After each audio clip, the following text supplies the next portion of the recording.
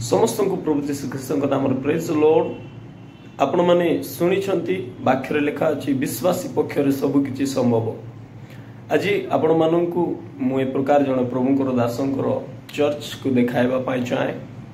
दुनिया रे सबुठारु बड़ चर्च मानक मध्यरु गोटे चर्च गणा जाए डॉक्टर सतीश कुमार आज्ञा, जे कि विश्वास द्वारा दुनिया रे सबुठारु बड़ चर्च को से निर्माण करि पारले। आज जदि विश्वास अच्छी आम जीवन रे सब किछि संभव। चलतु आम प्रभुंर दासंकर चर्च को विजिट करबा।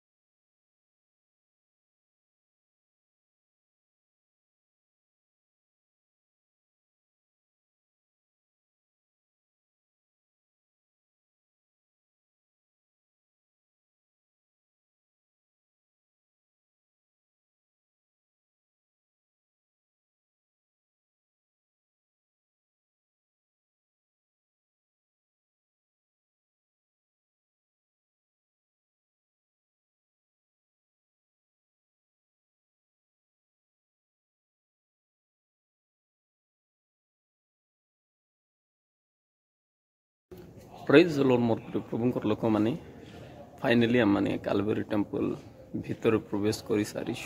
मोर प्रिय प्रभुंकर लोक मैंने बहुत दिन आशा थिला कालवेरी टेम्पल रे आसवाई। ये temple by church doctor Satish Kumar आज्ञा द्वारा निर्माण करा जायछि।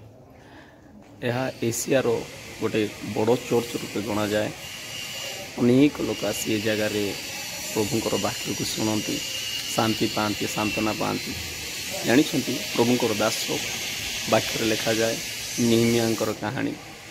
तांकर कहानी सुनिला बड़े इन्स्पायर हेले, प्रभावित हेले एवं ए चर्च को एते बड़ कंग्रीगेशन निमंते एते बड़ चर्च 52 दिन रे 52 डेज रे निर्माण करबा गोटे आश्चर्यर विषय, मिराकल रो विषय।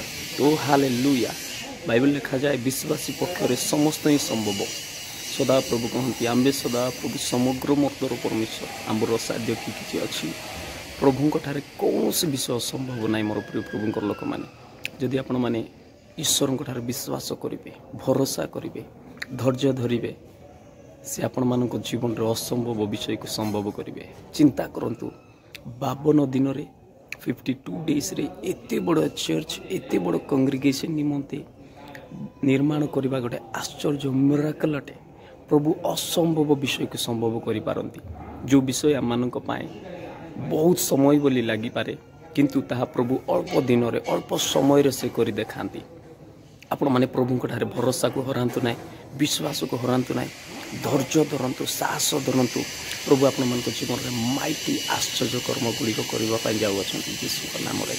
ओ हालेलुया। माने गोटे अद्भुत महान सामर्थ्य पराक्रमी आश्चर्य कर्मकारी प्रभु ठारे विश्वास करूँ। ओ हालेलुया, प्रेज द लॉर्ड। आम ये जगह प्रार्थना कलु, प्रभु ठारे अश्रु झराइलु। निश्चिंत भाव आम जीवन समान रही। प्रभु महान अद्भुत कार्य करने जाऊ।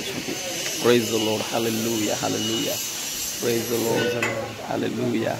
भाई एवं मु आसलु आम मैंने प्रार्थना कलु ए जगह निश्चिंत भाव आम जीवन में प्रभु अद्भुत कार्य करने जाऊ। आम मंडली प्रभु अद्भुत कार्य करने जाऊ।